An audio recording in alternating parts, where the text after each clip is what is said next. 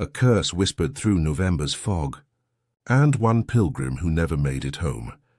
Welcome to Marple Manor. I am your host, Hartwell. Tell me, where are you tuning in from tonight? Your words make this mystery come alive. Let's begin. On the first truly cold Saturday of November, when the hedgerows stiffened with rime and breath showed in little ghosts, St. Cyprian's church hall delivered its modest miracle of warmth. Steaming kettles, a battalion of teapots, and a long table stitched together from borrowed trestles and linen, where cakes marched in serried ranks. The banner over the stage, Pilgrim's Tea and Bazaar, drooped at the corners, giving the unfortunate impression of having undertaken a long journey and regretted it. The event had been Mrs. Partridge's idea. As vicar's wife, she believed in enterprise.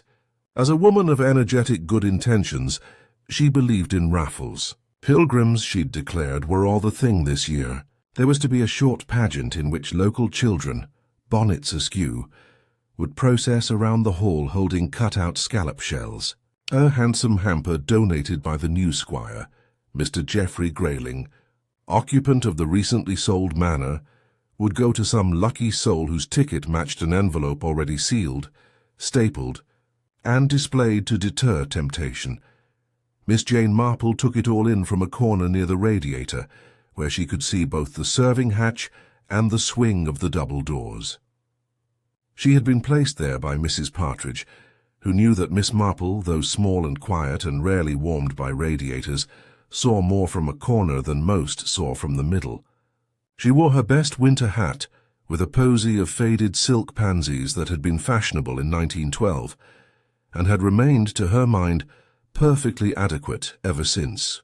Her hands, gloved in dove-grey wool, were folded over a small reticule containing a note-card with the names of those she must speak to, if only to be civil. The squire's sister, Mrs. Partridge naturally, Sergeant Abel Gooding of the county police, invited to judge the jam, and Mrs. Hartlett, who had a way of looking over her shoulder as if the past might choose that moment to tap her.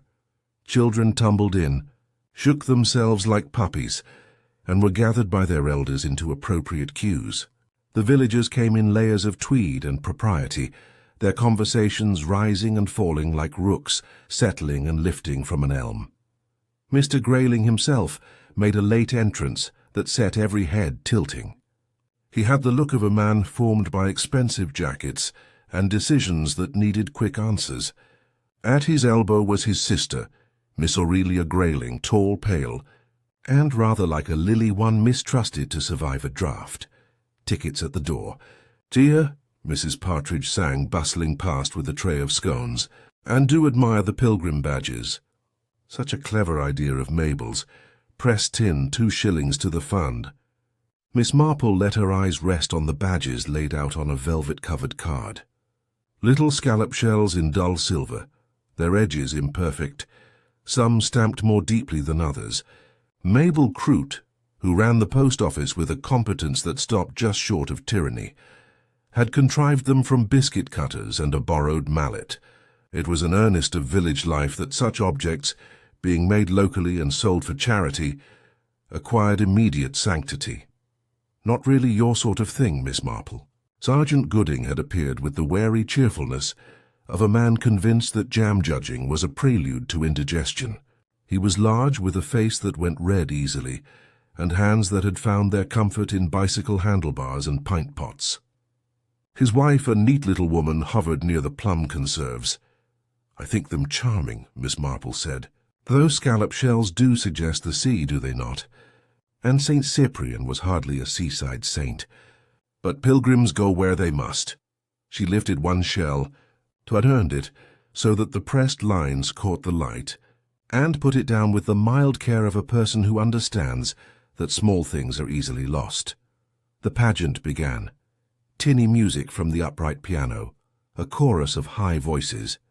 The vicar reading lines from a script in which medieval rhymed with appeal and holy with slowly.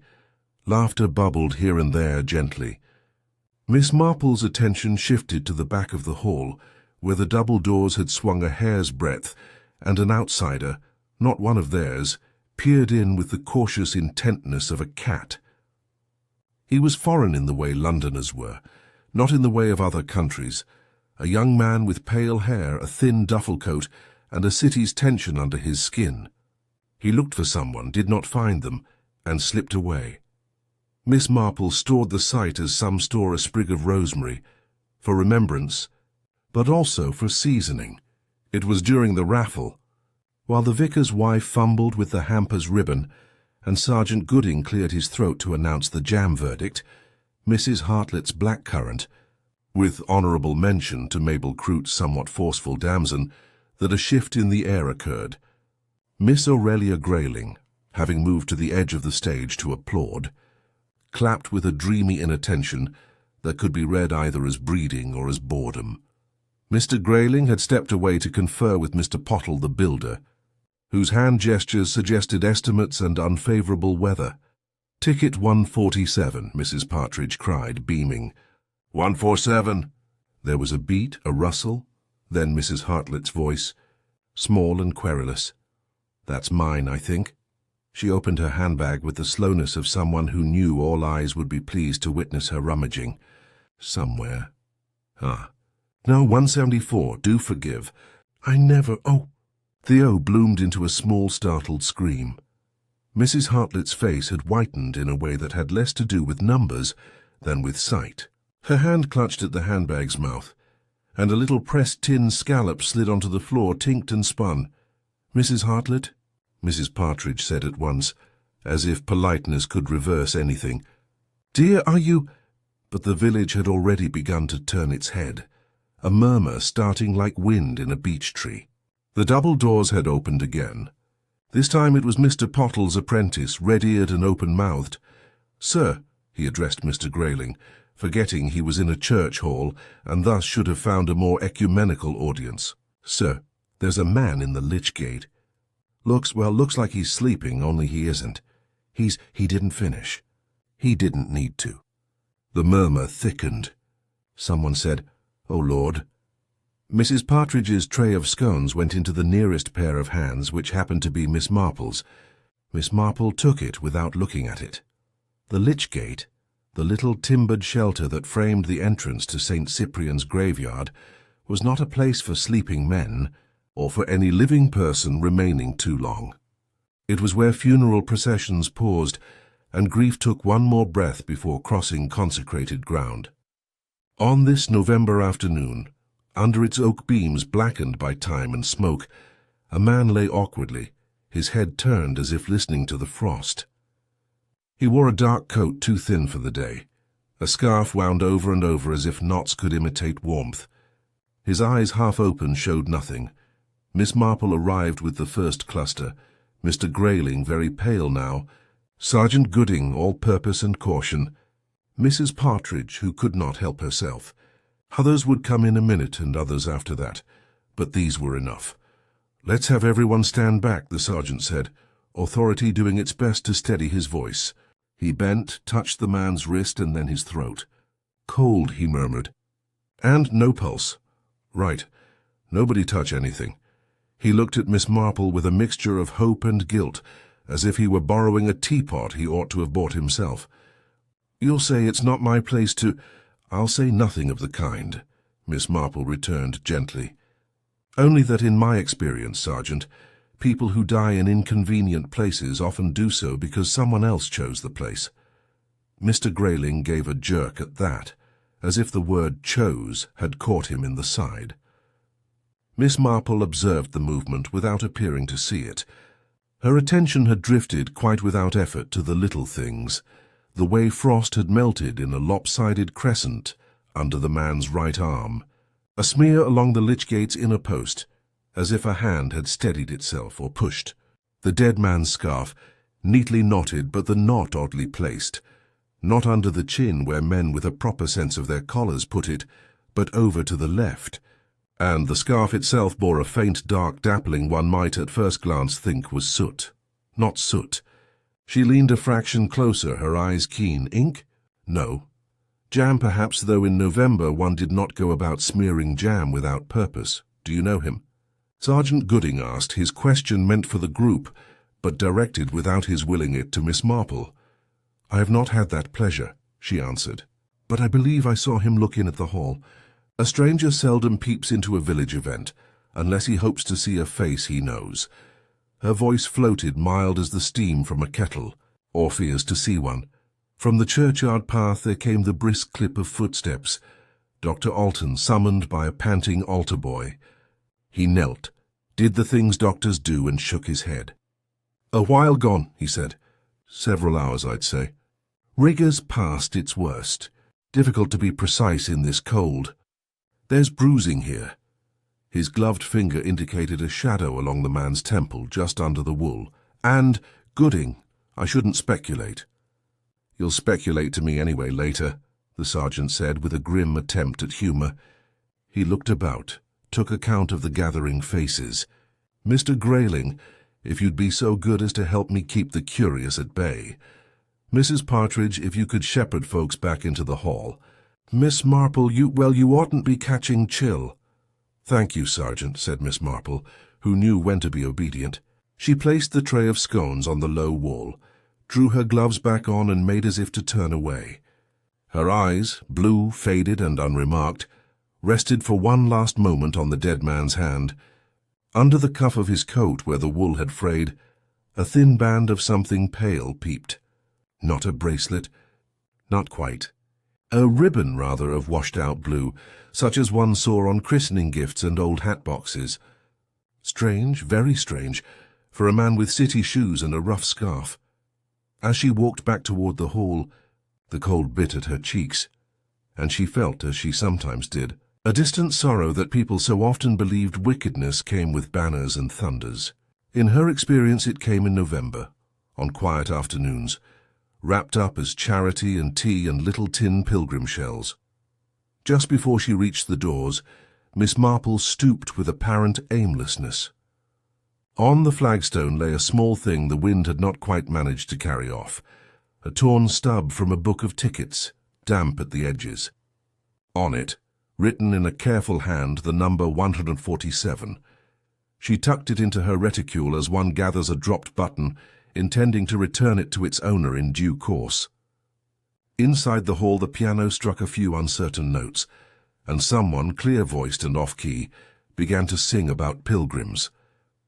Miss Marple took her place again by the radiator, and waited as she had long ago learned to do, for the village to begin telling her what it knew, and what it did not know it knew.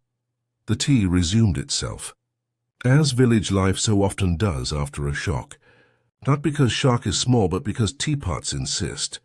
Conversation, once free and general, took on a furtive tone, adjusted to the new shape of the afternoon as hands adjust to a chipped cup. Mrs. Partridge, red-cheeked with purpose, declared that the children mustn't be upset, and set them to drawing scallop shells on sugar paper. The piano lid was gently closed. Trays moved, though not always to the tables they were meant for. People who had never before considered the Lichgate a topic found they had quite a lot to say about it. Miss Marple, installed again near the radiator like a modest guardian spirit, felt the first threads drawing toward her. One does not pull, she reflected. One waits until they come of their own accord, and then one smooths them straight. Mabel Croot arrived first under the pretext of returning a saucer she had not borrowed. "To do," she said without preamble. Her grey eyes, sharp under brows like little hedges, flicked to the reticule and away again. "Sergeant says no one's to go out." "Sensible, I dare say. As if anyone would wish to." "Most wish to very much," Miss Marple replied, "but prefer to be told not to. It relieves one of the responsibility of having looked." Mabel's mouth twitched. "Trust you to find the Sunday sermon in it." She leaned closer, lowering her voice. "I saw Mrs. Hartlett with that shell fall out of her handbag. It was one of mine." "They are all of yours," Miss Marple said mildly. "Not that one." The postmistress's fingers, red with polish and cold, mimed the object without touching it. The edge was nicked on the second scallop. "I tossed it aside this morning because the stamp didn't take proper. I was going to melt it down after, or give it to the children for play. It shouldn't have been sold, yet it was." Miss Marple let the remark sit. "And you would know your work anywhere, I imagine." Mabel straightened, some inner line tightening. "I would." She hesitated. "Mind you, Mrs. Hartlett is as honest a woman as ever overboiled jam. If she had it in her bag, it's because someone gave it her, or because she repaired to fuss it and forgot to pay. She won't say so, though, not with all eyes about." "Pride is a scalding thing," Miss Marple agreed. "It leaves marks." Mabel nodded, satisfied that she had done her duty, which consisted of honesty in small matters and deep suspicion in large. She drifted off toward the buns, and Miss Marple watched her go with an affection that did not exclude critical appraisal. The next thread came by way of Mrs. Hartlett herself, who had composed her face into the kind of tremulous brightness reserved for times when one is determined not to be singled out. She carried a plate of her victorious blackcurrant as if it were a weapon pressed on her at the last moment by a nervous conspirator.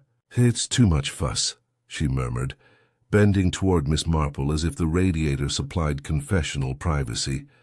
"Over a man nobody knows. That's not to say his death isn't dreadful, of course. But fuss doesn't mend." "No," said Miss Marple, whose life had contained a great deal of mending. "It tidies afterwards." Mrs. Hartlett's eyes watered. Whether with age or anxiety, it would be impolite to distinguish. "You were near the door, dear. You didn't see him look in before?" Only I thought I'd seen him, and then I told myself I hadn't. We do that, don't we?" "We do," Miss Marple said, "particularly when what we think we saw is inconvenient." Mrs. Hartlett's hand fluttered to her handbag, then withdrew as if stung. "I shall take that Pilgrim shell back to Mabel," she said with sudden resolve that rang untrue. "I believe it is flawed. Some of us are improved by our flaws," Miss Marple observed. "It makes us easier to recognize." Mrs. Hartlett made a small sound that might have been a laugh, might have been a gulp, and retreated, the shell unseen but very much present between them. Sergeant Gooding entered then, bringing with him a draught that set the banner to a slow, exhausted flap. He stood in the hall's middle, clapped his hands for attention, and to his credit did not raise his voice more than civility required. "Friends," he said, "we'll keep things orderly. No one to leave the hall for the moment unless it's necessary. Doctor's given it as the poor chap's been gone some hours, since before dinner, likely, so nothing we do now will change that. If anyone saw any person about the churchyard earlier, or anyone unfamiliar close by, you'll tell me quietly, and I'll be grateful." At anyone unfamiliar, a ripple of village conscience passed over the room like a shadow of wings. Mr. Grayling glanced briefly at his sister. Miss Aurelia's gaze rested somewhere middle distance, as if she, too, were a banner and had no say in the wind. Mr. Pottle the builder set his jaw in a manner that indicated he had seen everything and was going to remember it in increments adjustable to his advantage. The children, seized by adult seriousness, stilled. Miss Marple felt in her reticule and touched the damp edge of the ticket stub. She had no wish to produce it now. One does not shout in a room so full of whispers. Instead, she lifted her eyes to find Miss Aurelia Grayling had drifted nearer, with the lightness of persons unused to knocking into furniture. "What a terrible thing," Aurelia said, and Miss Marple, who had heard sincerity in many keys, noted the tone, soft, accurate, and incomplete, like a piece played without the left hand. "Abel, Sergeant Gooding. He and Geoffrey were at school together, I gather. It's all rather intimate here." "Village life is a continual intimacy," Miss Marple said. "It requires tact and stout footwear." Aurelia's smile, when it came, showed itself briefly before retiring. "You are witty, I am not. I do not know quite what to say to people at times like this." "Silence often does," Miss Marple said. "Has your brother many visitors here?" Aurelia's glance slid the smallest movement toward the doors. "No. London is where people expect to see him. There are agents and men who talk about development value. He prefers it here, though he won't admit it. The trees are old. He likes old things. That sounds strange, does it not?" "It sounds human," Miss Marple returned. "Old things behave as we expect." New things have not yet learned how. Aurelia's gloved hands, kid pale a size too large, fussed at her sleeve, smoothing a nothing wrinkle. There at the cuff, Miss Marple saw a faint line where something had pressed and been removed. A ribbon might leave such a ghost after a fidgety afternoon. Or a bracelet. She had the impression of blue and could not have said why. A movement by the jam table drew her eye. Mr. Pottle's apprentice, the red-eared boy who had first brought the news, was attempting to look like a man who belonged in the company of grown-up tragedy. He hovered near the jars with the vacancy of one who has not yet remembered why he came. Miss Marple rose carefully to avoid appearing to pounce, and addressed him in the unthreatening tone elderly ladies practice on startled cats. "You were very quick to fetch help," she said. "Not everyone is." The lad kept his gaze anywhere but on hers. Saw him like that and thought of the doctor straight off. "Mr. Pottle says initiative is as good as an hour's wage. Your Mr. Pottle is most progressive. Did you see anyone else by the gate?" "No, ma'am. Only—" he swallowed. "Only a bit of something on the post. Like jam, I thought, but that's silly." "Jam is seldom silly," Miss Marple said. "It is often merely where it ought not to be." His relief at being allowed a small absurdity was palpable. "Could have come off my glove," he added hurriedly, with the guilt of the innocent. "I had a scone, see, and there was blackcurrant. But I don't think I touched, well, I mean—" She thanked him and let him go, not because she was finished, but because he was. She turned then to find Sergeant Gooding at her elbow, doing his best to look casual and achieving instead a conscientious largeness. "Doctor says blow to the head," he murmured. "Perhaps a fall first, then the gate or t'other way round." No sign of a struggle that he could see. Pockets mostly empty. Handkerchief, a few coppers, and a ticket for the 2 o'clock to Much Benham yesterday. Nothing with a name. The scarf was tight. He didn't think strangling, but I don't like the look. "It isn't a scarf's habit to move itself," Miss Marple observed. "No more it is." He rubbed the side of his nose. A boyish gesture left over from school days. "You always notice when things are where they oughtn't be." "What have you noticed this time?" "That people are behaving very much as one would expect," she said gently. "Which is to say precisely differently." She touched her reticule, then did something for which she could not entirely justify the impulse. She drew out the ticket stub and placed it on the saucer between them. This was on the flagstone just inside the doors. "Fun 47. Gooding's eyes sharpened. "The winning number," so Mrs. Partridge announced. "It may be nothing, but numbers do not often go walking." The sergeant bent, then straightened, the line between his brows confirming that arithmetic and policing share a common severity. "I'll ask who's got the match. If the envelope hasn't been opened, we'll have a muddle. If it has, we'll have a scrap." "It was opened," Miss Marple said. "Mrs. Partridge would not trust chance. She trusts envelopes. And paper has a way of keeping the truth when people don't." Across the hall, Mrs. Partridge, as if conjured by the mention of her, called for quiet again, this time with a hand to her throat. "I've made a little list," she announced valiantly, "of persons who may have stepped out earlier, so the sergeant needn't ask each of you. It's only to assist.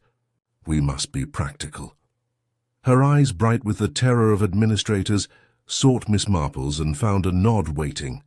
Mr. Grayling approached to stand at Gooding's other side. His face, so composed upon entry, seemed now a fraction looser, as though some inner strap had frayed. "Sergeant," he said, "I have remembered when we arrived there was a man lingering by the hedge. Not this man, another, young with pale hair. He had the look, oh, forgive me, of a person who expects to be disliked."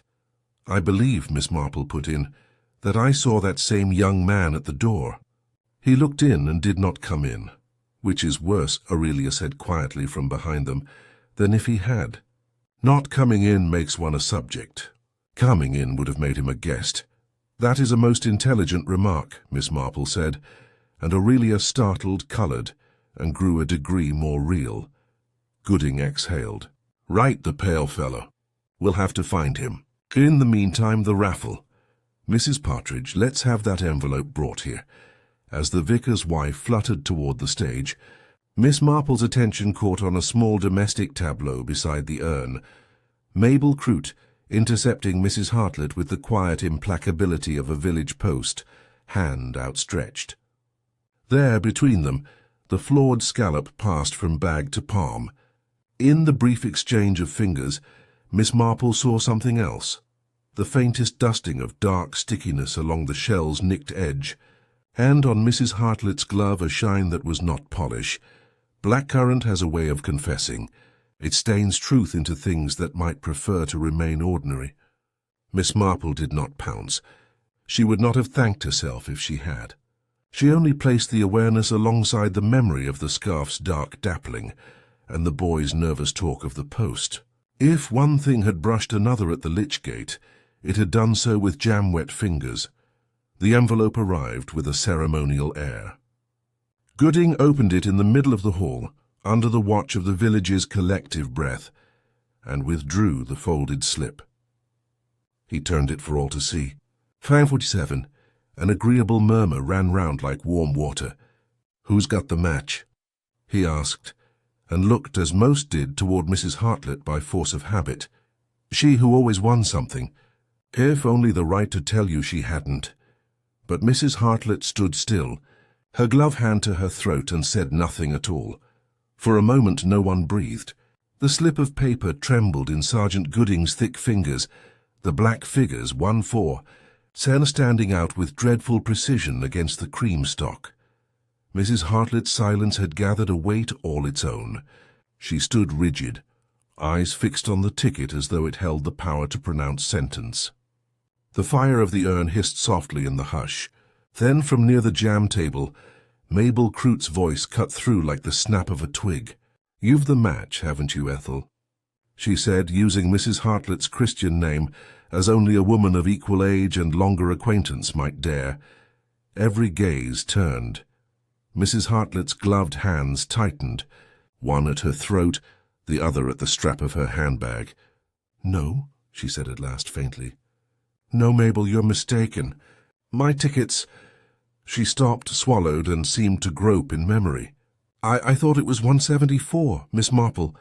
From her modest vantage near the radiator, noted the peculiar stiffness of the words, as though each were chosen with the caution of a person laying stepping stones across uncertain water. "So you said so earlier," she murmured, not unkindly. "But memory is such a curious servant. It tells us what we most wish were true." Mrs. Hartlett's eyes darted to her, startled, then down again. "I've no wish for anything. It's only a raffle."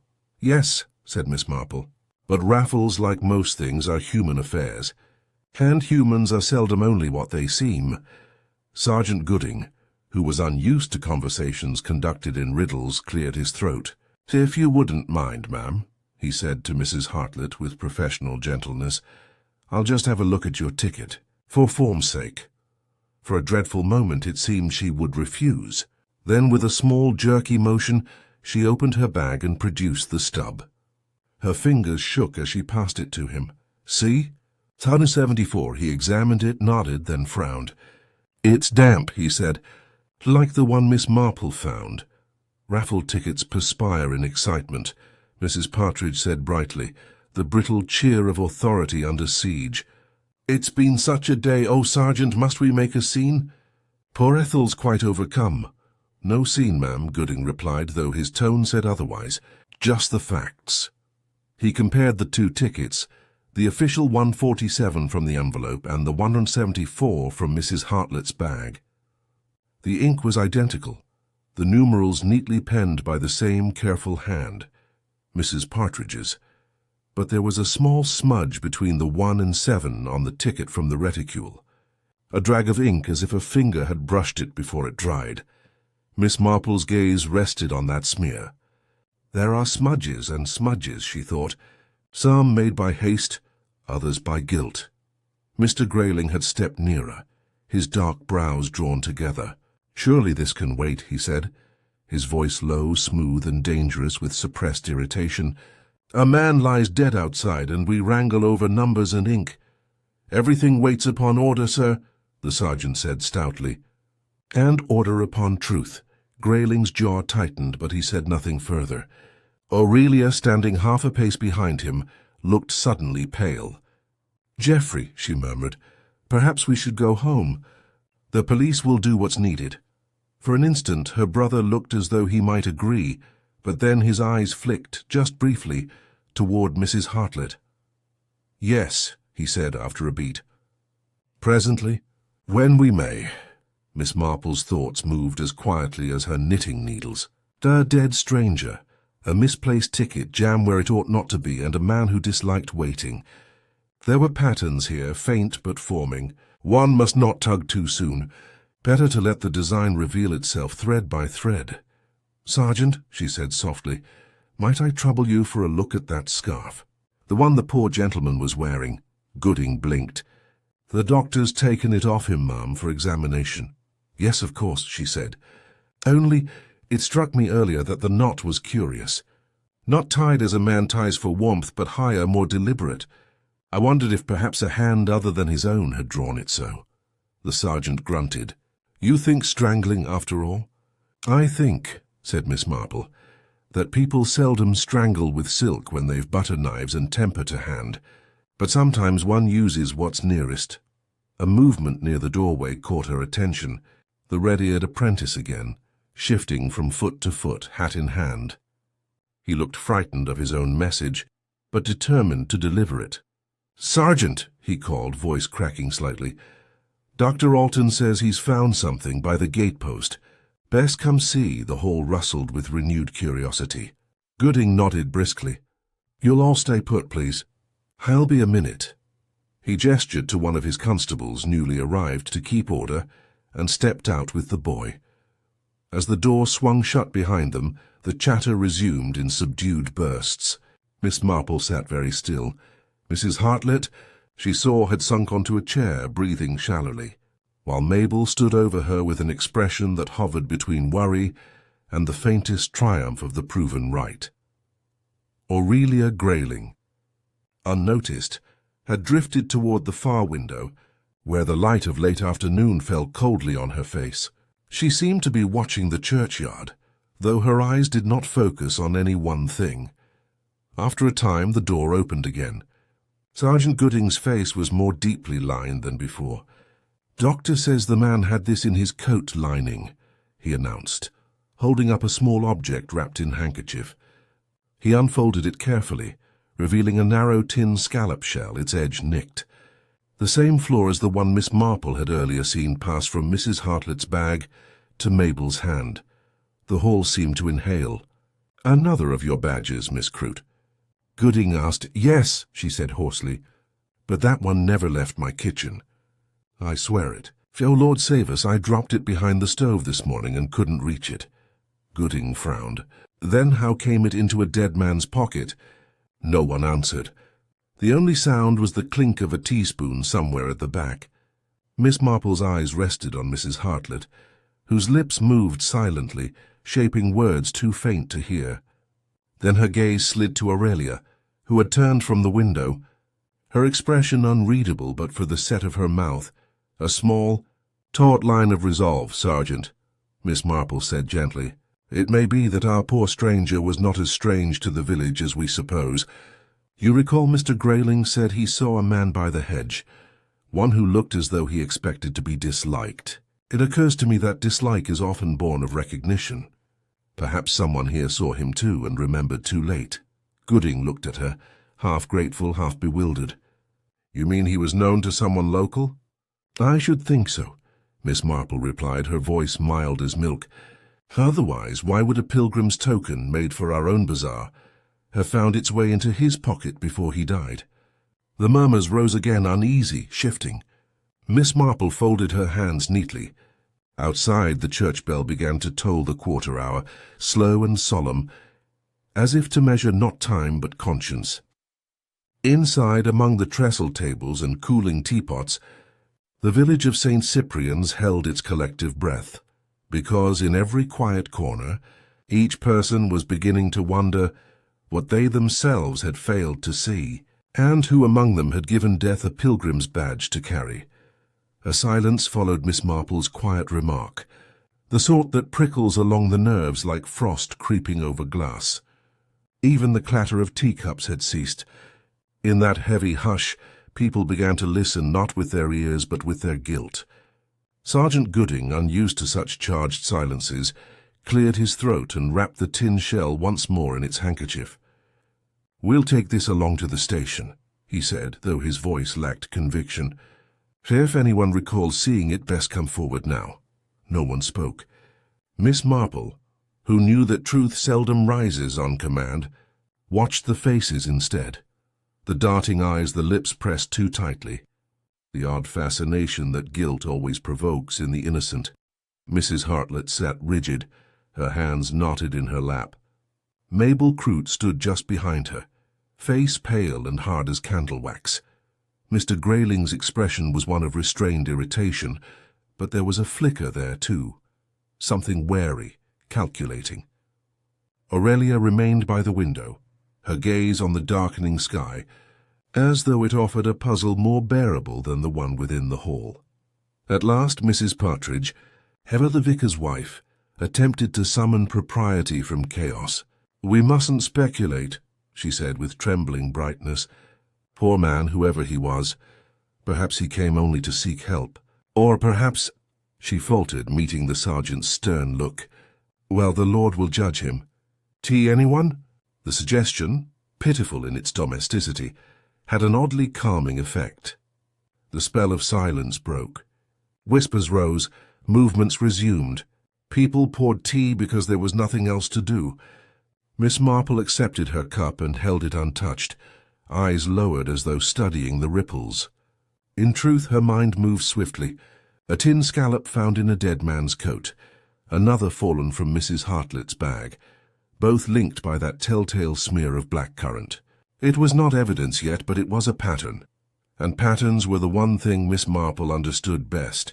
She rose, her decision made. "Sergeant," she said softly, "might I step out to the churchyard?" Just for a moment, Gooding hesitated, then nodded. "Don't stray too far, Miss Marple." "Straying," she said with a faint smile, "is a matter of intention, not of feet." Outside, the air had grown sharp with evening. Frost rimed the edges of the path, and the lich gate stood like a dark mouth swallowing the last of the light. The dead man still lay there under the doctor's blanket, his outline stark against the stone. A constable stood nearby, stamping his feet for warmth. Miss Marple moved to the gatepost, bending to examine the spot where the boy had said he saw the smear. It was faint now, the residue of something sticky rubbed thin by the cold. She touched it with her gloved finger, then sniffed lightly, fruit and sugar.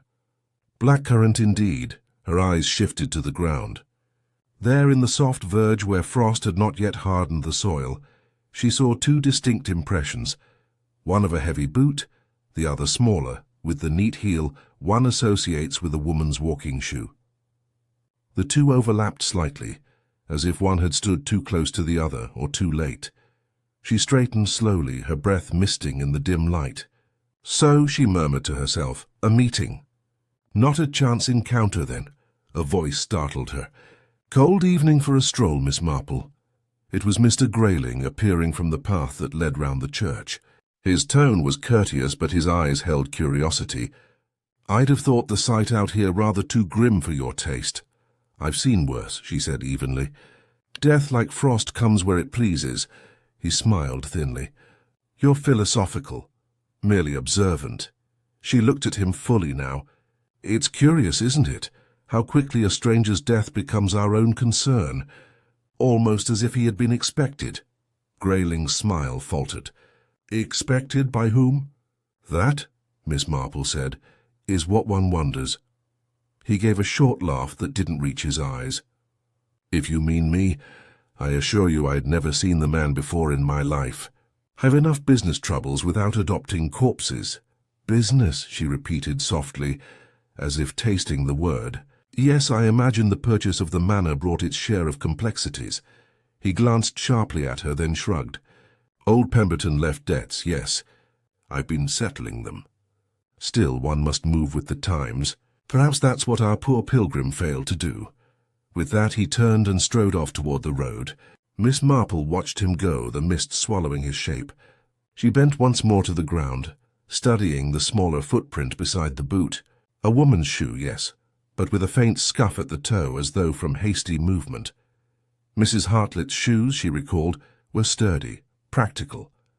Mabel's, by contrast, always well-shined and solid. Aurelia Grayling's, however, were delicate, soft kid leather, with thin soles ill-suited to damp ground. Yet the size might match hers perfectly. When she returned to the hall, the air inside felt heavier. Someone had drawn the curtains, and the light of the single chandelier trembled across anxious faces. Sergeant Gooding was questioning Mrs. Hartlett again, his voice patient but firm. "You say you never saw the man before." "Never," she repeated, her tone almost defiant now. "And I'll swear it before the magistrate if need be." Miss Marple resumed her place, knitting bag in her lap. The needles clicked softly, the rhythm soothing. "It's strange," she said after a moment, not looking up, "how often people swear to what they believe rather than what they know. Memory can be a great deceiver." Mrs. Hartlett turned on her, colour rising in her cheeks. "If you're implying I lied—" "My dear," Miss Marple interrupted gently, "I imply nothing. Only that sometimes we forget for reasons that seem kind at the time." Her tone was so mild that no one could take offence. Yet the words lingered like smoke. Just then, the outer door opened again and Dr. Alton entered, his breath clouding before him. "I've been to the telegraph office," he announced. "We've sent word to the county inspector. They'll want a statement from everyone here. And," he hesitated, adjusting his spectacles, "there's something odd. The man's hands under the nails, there's residue of ink. And a small tear in the lining of his coat, as if he'd reached for something hidden there." Miss Marple's eyes flickered briefly toward the reticule where she'd placed the raffle stub earlier. So a tear in the lining, a hidden pocket, ink on fingers. All little things, but they had their story. "Perhaps," she said softly, "our pilgrim came not only with a curse, but with a message unfinished." Gooding frowned. "A message? Why else hide a paper near the heart?" Miss Marple said, her eyes unfocused, as if she was speaking to memory itself. "And why should someone wish to keep him from delivering it?" The hall fell silent again, the kind of silence that waits not for comfort but for confession. Outside, the church bell began to toll for evensong, each note slow, deliberate, echoing over frost and stone. Miss Marple's knitting paused mid-stitch. She did not look up, but in her heart she knew. Before the next toll of the bell, someone in that room would make a mistake, and reveal far more than they intended. The bell's last note faded into the hush like a breath held too long, and with it came the faint rustle of the curtains, as a draught slipped through a poorly fastened window. Miss Marple, still knitting with apparent serenity, was the only one who seemed untouched by the tension that gripped the hall. The villagers whispered in low tones, each conversation a fragment, a sliver of speculation that added to the fog of unease rather than clearing it. Sergeant Gooding, perspiring slightly despite the chill, wiped his brow with a large handkerchief and surveyed the group as if they were a particularly obstinate herd. Dr. Alton had seated himself near the fire, his spectacles glinting in the uncertain light. "There was something else," he said, in his measured professional tone. "Under the man's scarf, a bruise, older than the head wound, circular, at the base of the throat. Pressure from a thumb, perhaps. Not fresh enough to be from the same attack, but it suggests a struggle some time before death." Mabel Croot gasped audibly. "Then someone had their hands on him before he came here. Lord above, what's this village coming to?" Now," said Mrs. Partridge hastily, though her voice trembled. "We mustn't think such dreadful things of our neighbours." "Neighbours," Mabel muttered darkly, "are who do for you in the end." Miss Marple looked up at that, her mild eyes resting on the woman with a faint air of approval. "Very true," she said. "It's generally those nearest who do the greatest harm, though they never mean it, of course." Sergeant Gooding shot her a puzzled glance. "You think this man knew someone here, Miss Marple?" I think, she said, setting down her knitting, that it's rather unlikely he walked all the way from the station to our little churchyard, only to die politely beneath the lich gate. He came to meet someone, and that someone expected him. Aurelia Grayling turned from the window, her pale hands clasped before her. You make it sound almost deliberate.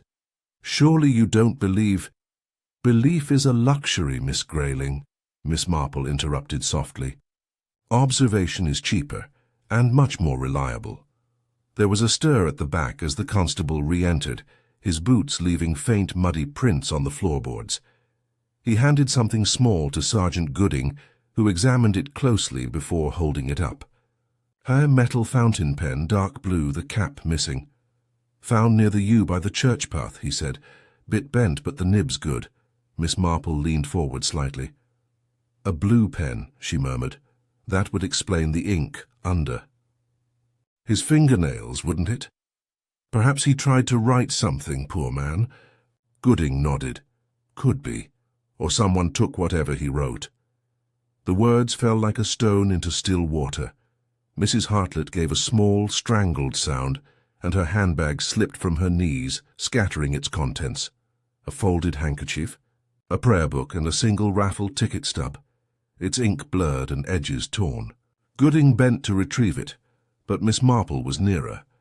She lifted the stub delicately, the corner glistening faintly in the lamplight. Another one, she said, her tone mild. You're fond of collecting these, aren't you, Mrs. Hartlett? The woman's lips trembled. I must have picked it up by mistake. Of course, Miss Marple said kindly. Mistakes are so easy, especially when one is frightened. She handed the ticket to the sergeant. It may be nothing, but you see, the numbers are written in the same hand again, and the ink is bluer than the rest. I wonder whose pen was used. Mrs. Partridge frowned. Well, mine's black, everyone knows that. I used it for all the raffle slips. Indeed, said Miss Marple, and yet this one, see how the shade differs?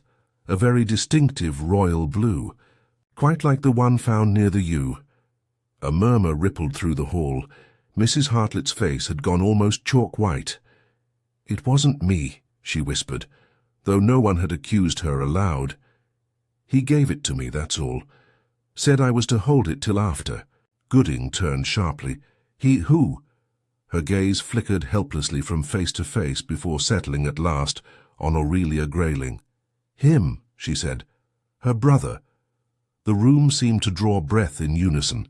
Mr. Grayling, who had been standing stiffly by the trestle table, went very still. My good woman, he said in a voice too quiet for comfort, you're mistaken. Mrs. Hartlett shook her head, tears starting to her eyes. You came to my cottage yesterday afternoon, Mr. Grayling. You said you needed me to take something safe. You said there was a man coming and it was best if he didn't find it on you. You gave me that shell and the ticket together. Told me not to look at either, and I didn't. I swear I didn't. The sergeant's face darkened. Is that true? Sir? Grayling's composure cracked for an instant. Then he straightened. Absolute nonsense. I was in Much Benham most of the day. Were you indeed? Miss Marple asked, her voice mild as ever. And yet the 2 o'clock train from Much Benham left an hour before the rain started, and your shoes were quite damp when you arrived at the hall. I noticed the mark near the hearth. Grayling's eyes turned on her, hard and sharp. You seem to notice everything, Miss Marple. Only what people show me, she said. You'd be surprised how often that's enough. Aurelia stepped forward suddenly, her voice trembling. Please stop. Geoffrey, you're making it worse. He turned to her sharply, but she pressed on. He told me the man was blackmailing him. That's what this was about. Something from London. Some deal before he bought the manor. The man came here to threaten him again, and Geoffrey panicked. He asked Mrs. Hartlett to hold whatever the man had brought, said it would be safer with her. I begged him to go to the police, but he said it would ruin him. There was silence, thick and heavy. Gooding looked from one to the other. And, you, Miss Grayling, what do you know of this man? Only that he called himself Evans, she whispered, and that he frightened my brother. Miss Marple's hands folded neatly in her lap. "Fear," she said softly, "is a dangerous companion. It often does what guilt only dreams of." Grayling turned on her then, fury breaking through at last. "If you're suggesting I killed him—" "Suggesting nothing," said Miss Marple. "But I do wonder why, if you feared blackmail, you invited your enemy to a village fete, unless you wished to make his death look accidental. Before anyone could speak, the door burst open again and the constable entered breathless. "Sergeant, come quick! There's light in the vestry and footprints fresh by the back path. Someone's been there recently." Gooding's eyes narrowed. "Stay here, all of you," he ordered, and strode out. Miss Marple rose, gathering her shawl about her shoulders. "I think," she murmured, half to herself, "that our pilgrim's curse has yet to finish its sermon." She moved quietly toward the door, unnoticed in the confusion, her knitting bag swinging lightly at her wrist, her mind sharper than ever. The trail she knew was warming at last, and somewhere beyond the vestry's darkened glass the truth waited to be found. The night pressed close against the church windows, black and heavy, as if it wished to listen. Sergeant Gooding, lantern in hand, strode ahead down the narrow path that led to the vestry, his boots crunching against gravel. Miss Marple followed at a short distance, her steps light and deliberate. The cold had sharpened and the air carried that peculiar stillness that falls over an English village when everyone has said their prayers, but no one quite dares to sleep. From the hall behind them came the muffled hum of uneasy voices, Mrs. Partridge trying to restore moral order with teacups, Mabel Croot muttering imprecations, and Mrs. Hartlett sobbing softly as though repentance might yet erase the day. Ahead the vestry loomed pale under the lantern's swing, its small window glowing faintly from within. The constable who had fetched them waited at the door. "Saw the light, sir," he whispered, "flickering like a candle. No one went in that I saw, but there's fresh prints on the path. One small, one heavy. Keep your eyes sharp," Gooding said, then turned the latch. The door creaked open, letting out a draught that smelled of damp stone, old hymnals, and the faint sweetness of candle wax. Inside the air was still, except for the trembling flame of a single candle that burned beside the lectern. It threw long wavering shadows across the floorboards, and across the pale shape of something lying near the corner. For a heartbeat, it seemed another body. Then Gooding exhaled in relief as the shape resolved into a heavy coat, spread out as though dropped in haste. Miss Marple stepped closer, her gaze missing nothing. A man's coat, coarse wool, mud-spattered at the hem. Inside the breast pocket glimmered a silver cigarette case, the initials G.G. finely engraved. "Grayling," murmured Gooding, his jaw setting. "Left in a bit too much of a hurry, I'd say." Miss Marple touched the edge of the coat lightly with her gloved fingers. "So he came here after all, perhaps to meet someone, or to hide something." Her eyes drifted to the small table by the window, where a square of folded paper rested beside a bottle of blue ink and a pen, twin to the one found outside. Gooding approached, careful not to smudge anything. "Looks like he was writing something, but it's blank. No words." "Or perhaps the words were taken," Miss Marple said softly. She leaned closer, noting the faint impression of pen strokes visible when the candlelight grazed the page at an angle. "See here the pressure marks. Someone wrote hastily, pressed too hard and tore off the top sheet." The sergeant squinted. "Can we read it?" "With the right light, perhaps," Miss Marple replied, taking the paper gently between her hands. "But one can already tell something. The writing began near the top, short words close together.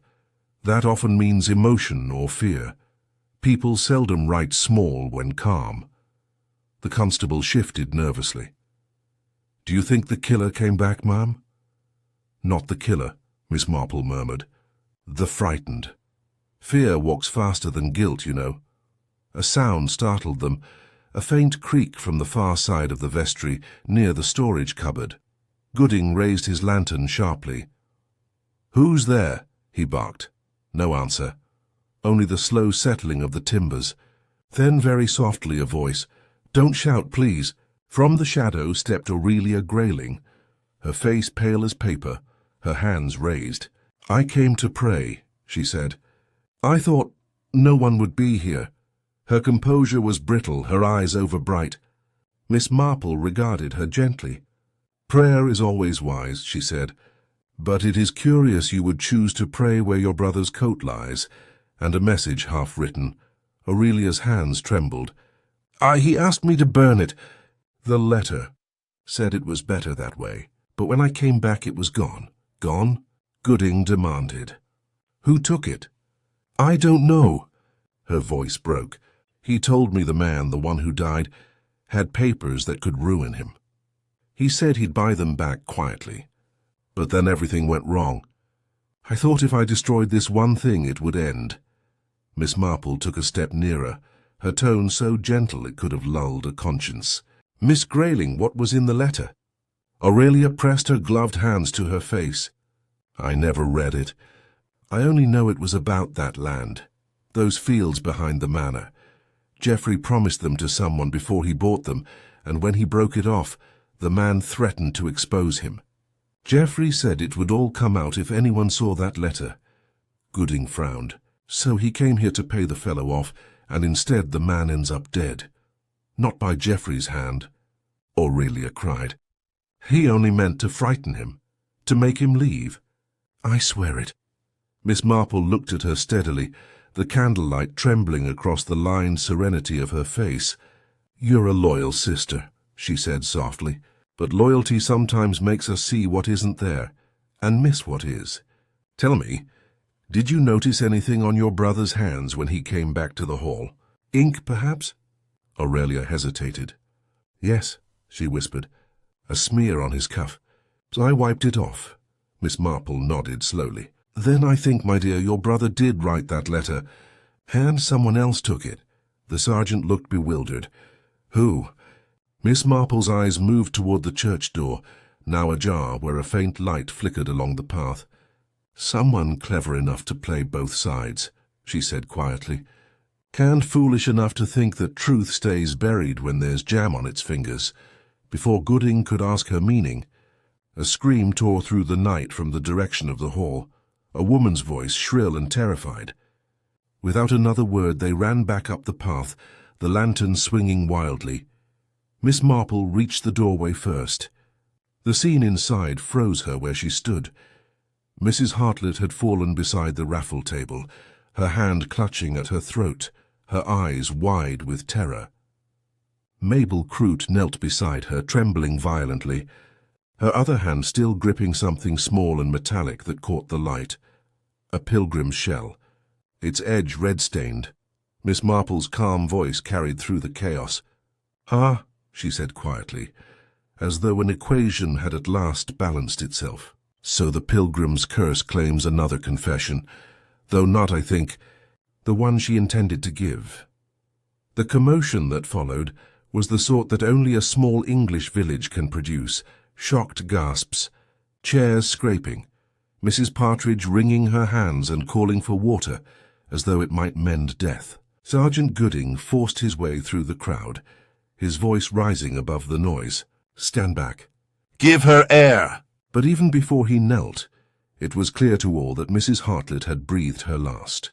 Her eyes stared glassily upward, and the faint scent of almonds, bitter, unmistakable, lingered in the air.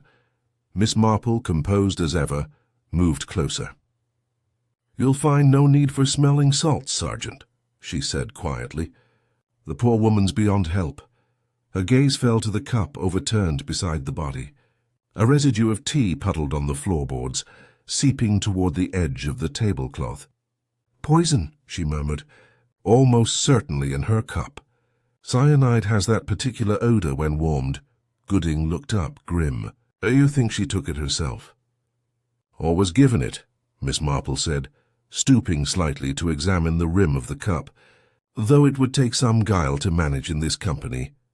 She glanced toward Mabel Croot, who still knelt frozen beside the body, the Pilgrim's shell clutched tightly in her trembling hand.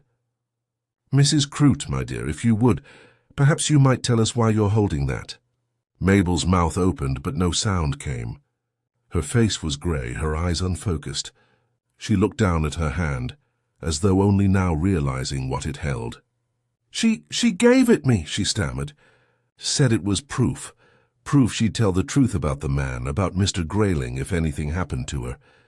I didn't mean to touch her tea. I swear I didn't."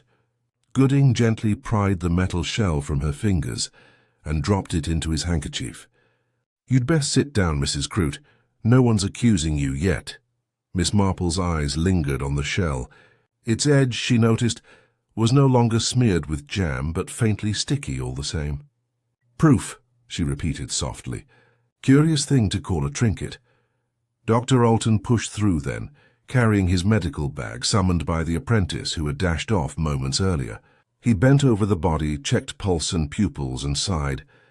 "You're right, Miss Marple, cyanide, quick, neat and final." "Poor creature. She was frightened," Miss Marple said. "Frightened people often do desperate things, though not always their own."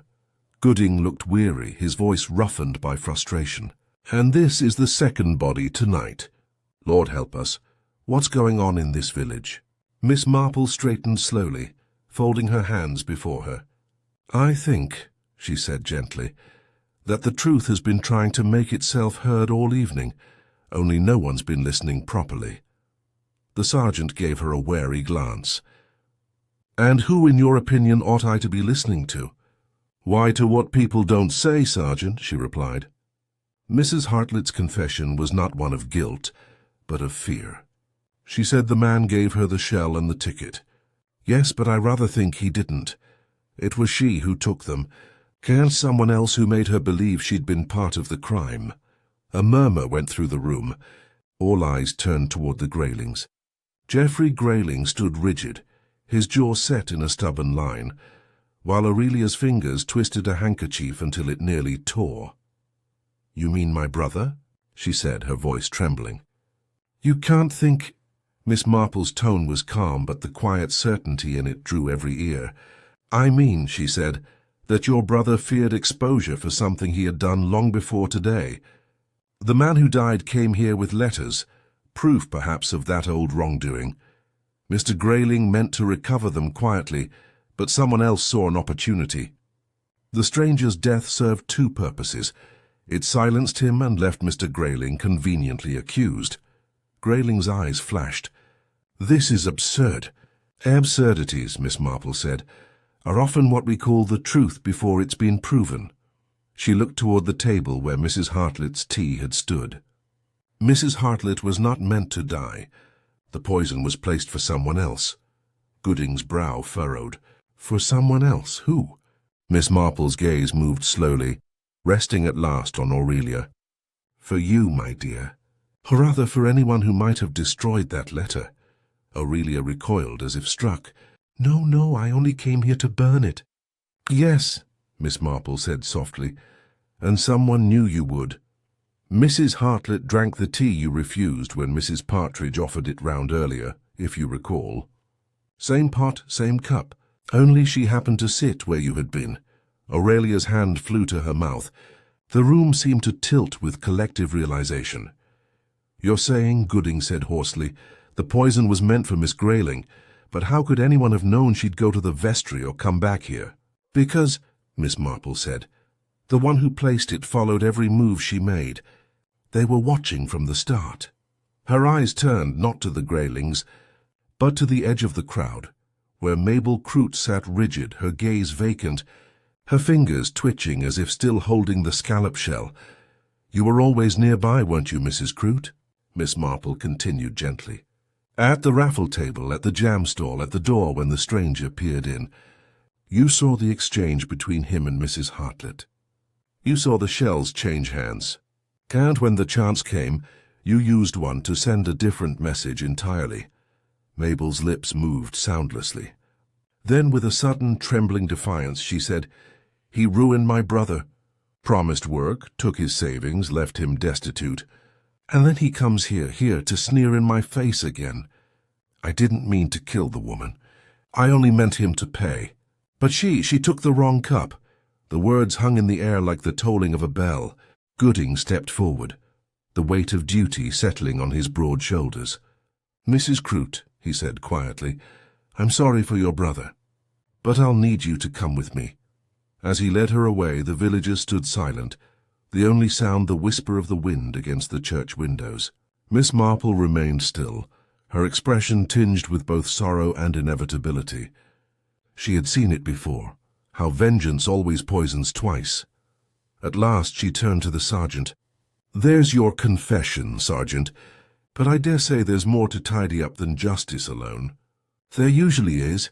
Gooding nodded, glancing toward the doorway where the knight waited, cold and watchful. "Aye," he said quietly. "There's always something left behind, isn't there?" Miss Marple's eyes softened. "Always?" she said. "Because human nature, like jam, has a way of leaving a little stain, no matter how carefully you wipe it away." The hall had quieted to a heavy stillness once Mabel Croot was taken away, but it was not peace.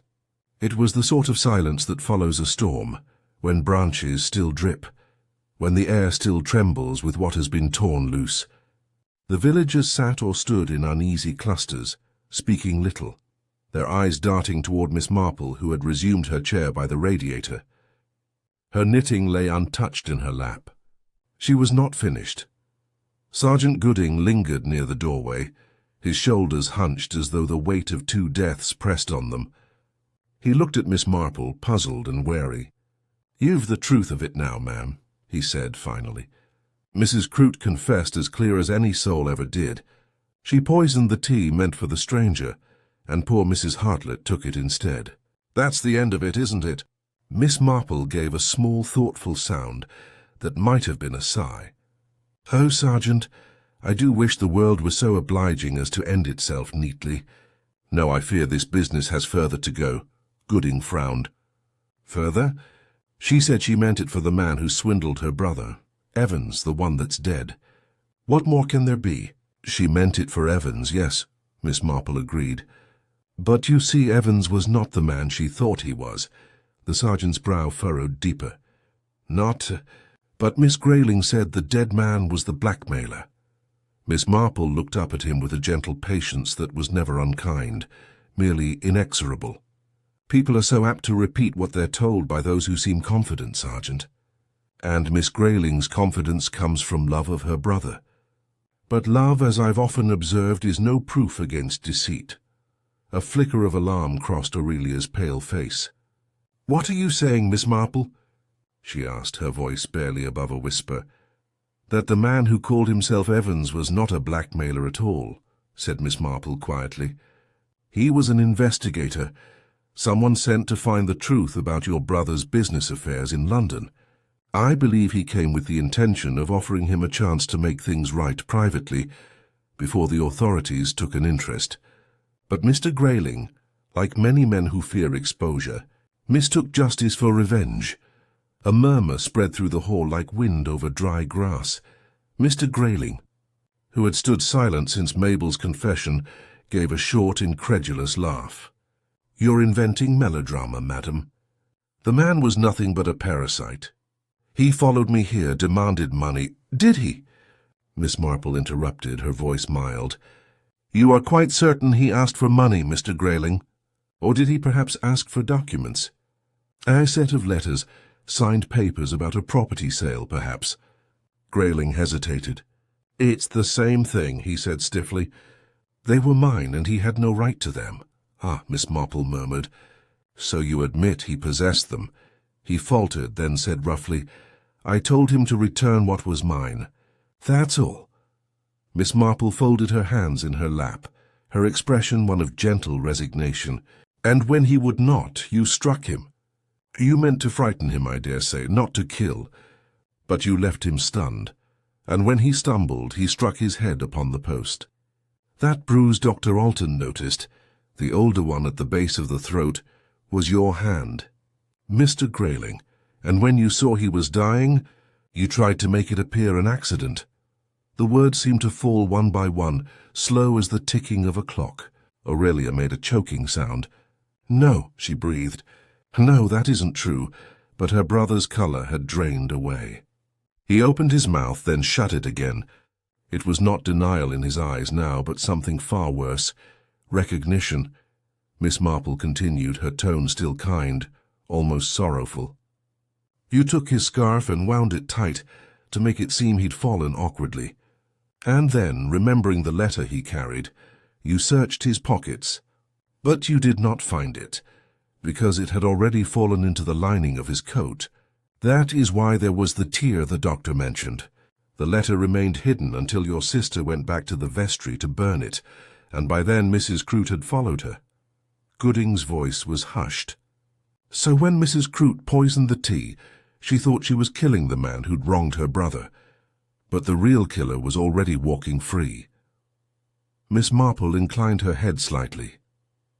Exactly so. A tragic tangle of misunderstandings. The stranger sought to warn. Mr. Grayling thought to silence.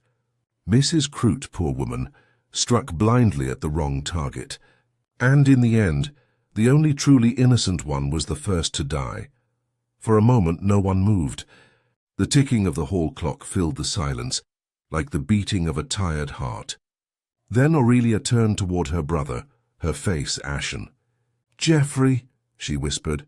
"Say something, please." Grayling's shoulders sagged. "What is there to say?" he murmured. "She's right. He came to make terms. I saw only ruin. I struck him. God help me, I didn't mean to kill him." Gooding exhaled slowly, the weariness of the night etched deep into his voice. "Oh, you'll come with me, sir?"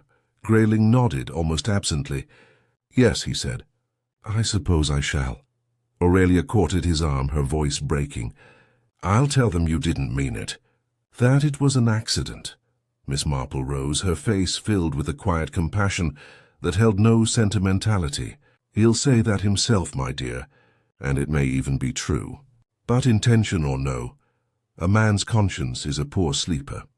As the sergeant led Geoffrey Grayling away, the villagers remained still, subdued not by fear, but by the gravity of truth. Miss Marple gathered her knitting, slipping it into her bag with the same care she gave to every ending, precise, unhurried, inevitable. Mrs. Partridge approached, eyes red-rimmed. "How dreadful," she whispered. "Such a thing in our village. What will people say?" Miss Marple smiled faintly. "They will say what people always do, my dear, that wickedness is a stranger here, and by next week they will believe it again." She looked once more toward the door through which the Graylings had gone, then to the empty space where Mrs. Hartlett had fallen. "It's a sad truth," she said softly, "that evil so often comes disguised as hurt feelings and good intentions. But that's human nature, you know. One never quite learns to expect it, though one always should." Outside, the November wind had turned colder still. The church bell, as if on cue, began its slow toll for the hour, and Miss Marple drew her shawl closer about her shoulders. The pilgrims of St. Cyprian's had finished their journey, and as always, it was the quietest traveller who had understood the road best. The dawn came slowly to St. Cyprian's, spilling a pale, reluctant light across the thatched roofs and narrow lanes. The frost had thickened overnight, turning the grass into a brittle lace that crunched beneath one's shoes. In the churchyard, the lich gate stood empty now. The body taken away, the ground swept clean, but there remained, as Miss Marple would later remark to herself, an air of unfinished business, as though the stones themselves were still listening for the next confession. She had slept very little. Morning found her in her small parlour at the vicarage guest cottage, a cup of weak tea before her knitting abandoned beside the sugar bowl. The village was quiet again, or at least pretending to be.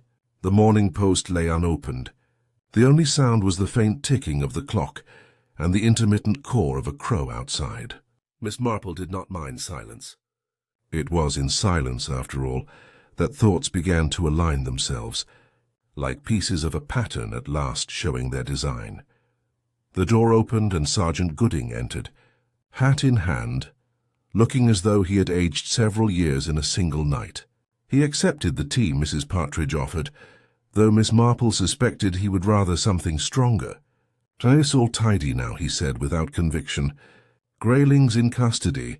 His sister gone to stay with the doctor's wife till she's fit to travel. Mabel Croot's confession's written and signed. I've sent the report to the inspector at Much Benham." He hesitated, then added, "If justice can be called tidy, that is." Miss Marple gave a faint smile. "Justice rarely is, Sergeant. It's more like mending. Never quite invisible, never perfect, but it keeps things from falling to pieces altogether." He looked at her, half grateful, half curious. "I can't pretend I follow all of it. The man Grayling killed, Evans or whatever his real name was, he meant no harm, you say? Only to confront him." "Yes," Miss Marple replied softly.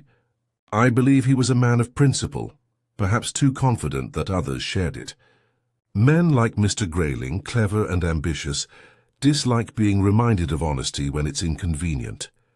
He saw blackmail where there was only exposure, and so acted in haste." Gooding sighed, rubbing his temples. "And poor Mrs. Hartlett, an accident."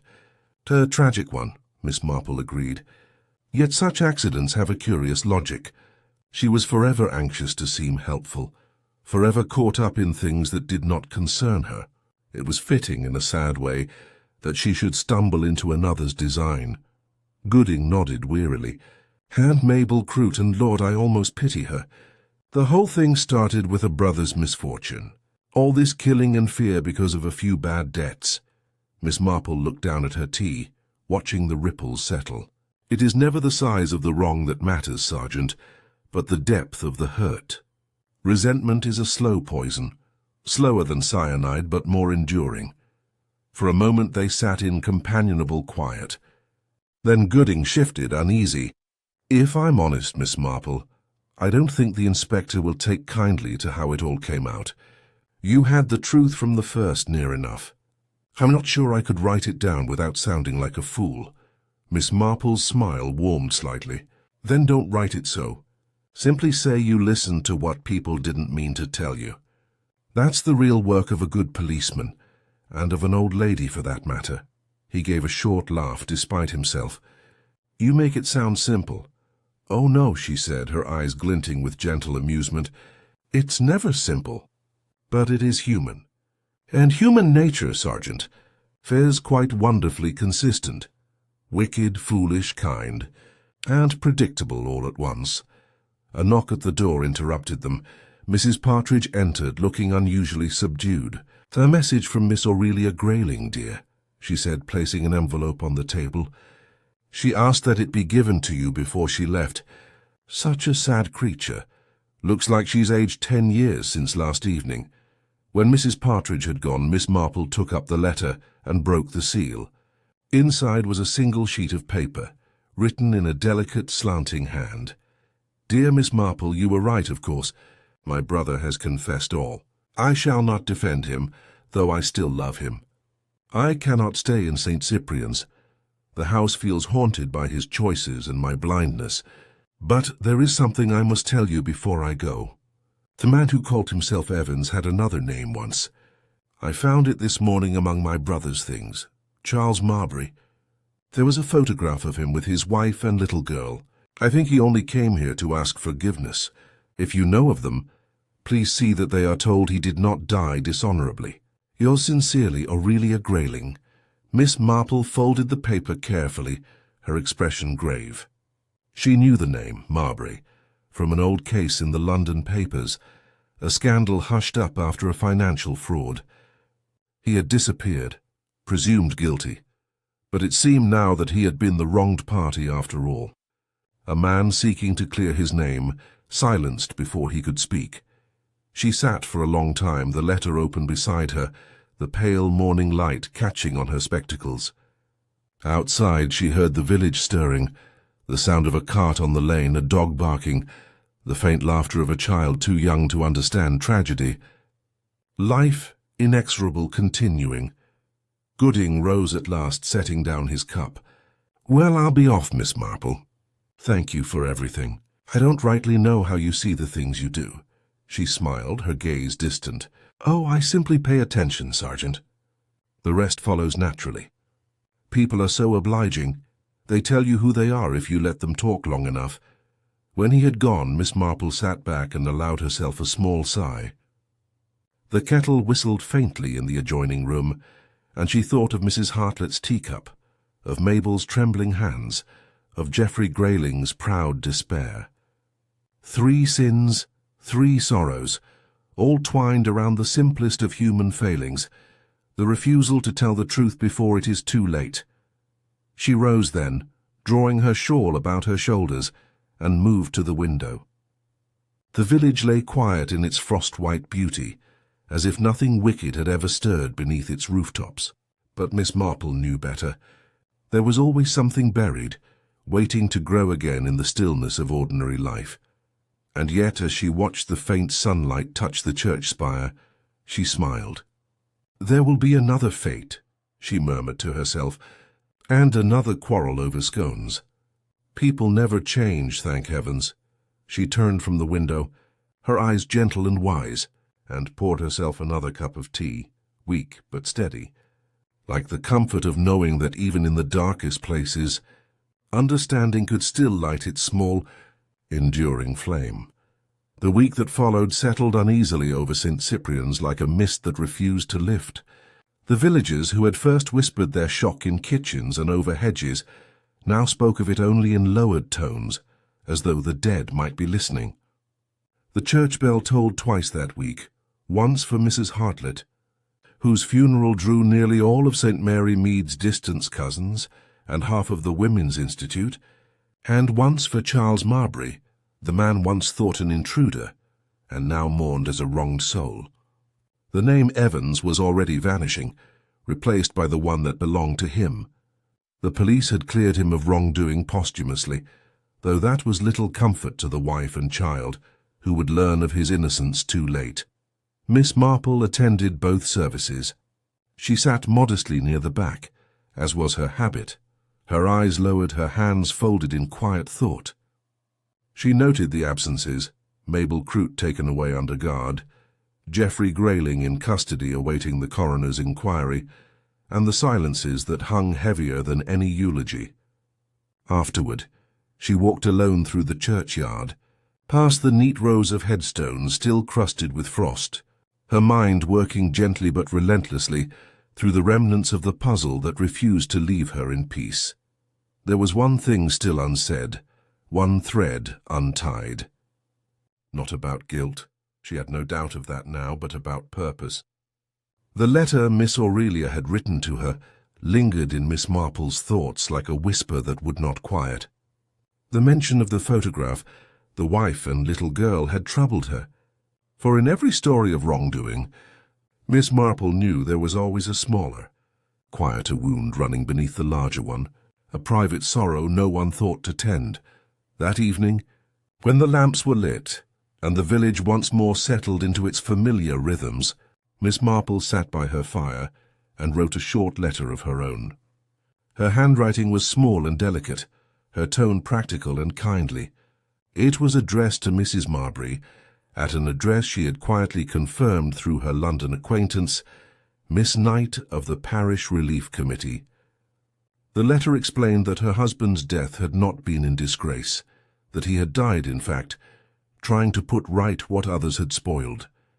She added a few words of sympathy in the style of one who had seen much grief, and knew that comfort, when it came best in small, steady doses. She sealed the envelope and set it aside for the morning post. A knock came just as she had finished. Mrs. Partridge entered, still in her black shawl, her expression half apologetic. "My dear Miss Marple," she said, "forgive me at this hour. The sergeant asked me to bring you this. It was found in the vestry cupboard, and he thought it best to let you see it." She held out a small, faded photograph, its edges curled from handling.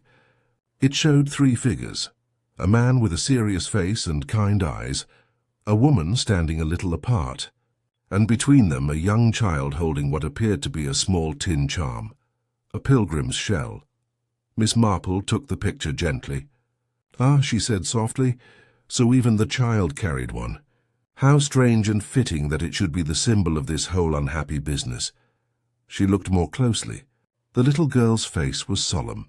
her gaze straight and unflinching, though she could have been no more than 5. "A determined child," she murmured. "She'll grow into her father's courage, I think." Mrs. Partridge sighed. "Do you suppose it will all be forgotten now? It seems a mercy when things are put behind one." Miss Marple's eyes remained on the photograph. "Forgetting is never quite the same as forgiving, my dear. The one fades with time, the other requires effort. The village will forget soon enough, but it will forgive only in fragments, where it is convenient." The vicar's wife nodded sadly and took her leave. The door closed, and Miss Marple remained still, the firelight flickering over her lined face. She thought again of Aurelia Grayling, so devoted, so blind, and of the brother she had defended to the end. Human nature, she reflected, was a curious mixture of vanity and loyalty. One never knew which would win until it was too late. The next morning was crisp and bright, the kind of winter morning that makes even tragedy seem manageable. Miss Marple posted her letter, and then walked to the church, where she found Sergeant Gooding inspecting the cleared vestry. He straightened as she entered, a little embarrassed, as though caught in a private act. "Morning, ma'am," he said, touching his cap. "I was just making sure everything's in order. You know, after all that, it will never be quite in order," Miss Marple said kindly. "But one does what one can." She looked around the room. The candle had been replaced, the ink bottle refilled, the papers tidied. Only the faintest mark on the floor remained, a dark stain that the scrubbing brush had not entirely erased. "You see," she said softly, "people always think a mystery ends when a culprit is caught. But really it ends when the living learn what it has shown them." The sergeant looked uncertain. "And what's that, would you say?" "That everyone is capable of cruelty," Miss Marple said. "Even the kindest, if they believe their hurt is justified. And that justice, real justice, rarely comes from anger. It comes from understanding. But understanding," she added, "is the one thing people dislike most." Gooding gave her a long look. "You've got a queer way of making sense of things, Miss Marple. But I'll say this. Every time something like this happens, I find myself hoping there'll be another like you about. Makes the rest of it bearable." She smiled. "That's very gallant of you, Sergeant. But I shouldn't wish another like me on the world. It's already full enough of people who notice too much." He chuckled and left her to the quiet. When he was gone, Miss Marple stood by the lectern where the fatal letter had once lain. Outside, through the frosted window, she could see the churchyard stretching white and still, the gravestones like sentinels keeping their watch. She drew her shawl closer, her gaze thoughtful but calm. "It's always the little things," she murmured half to herself. "A shell, a ticket, a cup of tea. So small, and yet how much wickedness they can carry when pride and fear lend a hand." Then, with her usual brisk efficiency, she turned, closed the vestry door behind her, and stepped out into the bright winter air.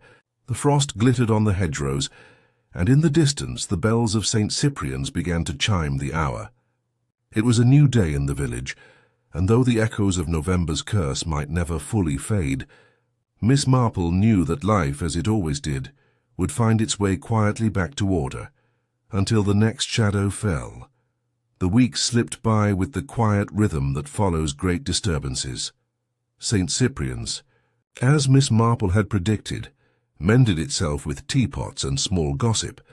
Its people spoke of the tragedy less and less, as though it belonged to another village altogether. The Pilgrim's Bazaar became a memory framed by unease, yet the church hall once again echoed with harmless chatter and the scent of baked goods. Human nature, Miss Marple reflected, had the most admirable instinct for self-preservation. It forgot when remembering grew uncomfortable. The manor stood shuttered now, its gates locked and its gardens neglected. Aurelia Grayling had left the village quietly, a figure in grey on an early morning train, carrying with her only a single suitcase and a grief that would never entirely fade. Geoffrey Grayling, her brother, awaited trial in London. There would be no doubt about the verdict, but Miss Marple, who had read the human heart longer than any judge, suspected that his true punishment had begun the moment he struck the man who had meant to help him. It was a late afternoon when the last thread of the affair found its place. Miss Marple was in her little sitting room, mending a frayed lace cuff, when Sergeant Gooding appeared at the gate, his bicycle splattered with mud, and his expression somewhere between admiration and disbelief. "News from London," he said, accepting the chair she offered. "The inquiry's done. Grayling's confessed full, says he lost his head as you said he would. The inspector's been reading your notes and, well, he says to tell you that if ever you take to wearing a badge, there'll be a chair waiting at the yard." Miss Marple smiled, amused. "My dear Sergeant, what a dreadful thought. Imagine the paperwork. Besides, I've found that truth prefers to be spoken softly. Policemen by necessity shout," Gooding chuckled. "Maybe so. Still, I don't know how you saw through it all." "It's the small things with you, isn't it?" She nodded. "Always the small things. The way Mrs. Hartlett held her bag, the way Mr. Grayling avoided touching his own coat, the jam stain that should have been dried but was fresh. People leave their stories everywhere, Sergeant. One simply needs to read the margins." He looked thoughtful. "Hand that poor woman Mabel Croot. She'll serve her time, but I doubt she'll ever understand what she really did. She acted from pain," Miss Marple said softly. "And pain often mistakes itself for righteousness. I don't think she'll ever forget that another woman's death came in her place. That will be punishment enough." Gooding rose, his duty calling him elsewhere, and Miss Marple walked him to the door. Outside, the wind carried the smell of wood smoke and wet earth. "Well," he said, fastening his coat, "I hope we'll not have another such business for a long while." Miss Marple smiled, faint and knowing. "We shall, Sergeant. Perhaps not here, perhaps not soon, but wherever there are hearts, there are secrets. It's quite unavoidable." After he had gone, the evening deepened, and the village bell marked the hour. Miss Marple sat by the fire, her thoughts returning to the faces of those now scattered by the affair. Aurelia Grayling with her gentle despair, Mabel Croot with her guilt, the late Mr. Marbury with his quiet courage, and Mrs. Hartlett, whose curiosity had cost her life, but whose death had, in the strangest way, freed the truth. She reached for the small photograph that had come in Aurelia's letter, and placed it on the mantel beside the clock. The little girl in the picture stared out solemnly, holding her tin pilgrim's shell. "A pilgrim's journey never ends," Miss Marple murmured. "We all carry our shells until we find the place we're meant to rest." The fire crackled softly. Outside, through the lace curtain, she could see the faint flicker of lanterns in the village square. The children were practicing their carols for Advent, their voices thin and sweet in the cold air. The tune floated up the lane, "Blessed are the pure in heart," and Miss Marple smiled, a touch wistful, for she knew purity was not a state of innocence, but of understanding. To see clearly and still forgive, that was purity enough for any mortal soul. When the final verse faded and the lamps dimmed, she drew her shawl close, set aside her mending, and sat watching the embers until they settled into quiet red. The mystery of the pilgrim's curse had been laid to rest, but in its wake, as always, lay the tender reminder that good and evil walked hand in hand through every small parish lane.